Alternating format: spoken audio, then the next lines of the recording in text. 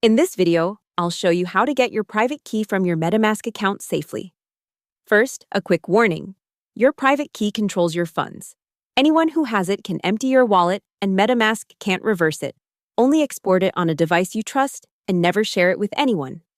On the browser extension, open MetaMask and unlock it. Make sure you're on the account you want. Click the three dots next to the account name, then click Account Details.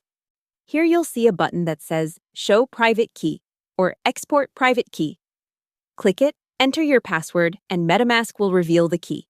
Copy it only if you need to back it up in a safe place, like an encrypted password manager or written on paper and stored securely. On the mobile app, the steps are similar.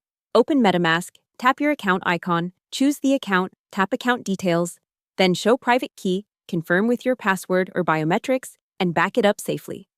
Hope the tutorial was helpful. Subscribe to my channel and see you in the next video.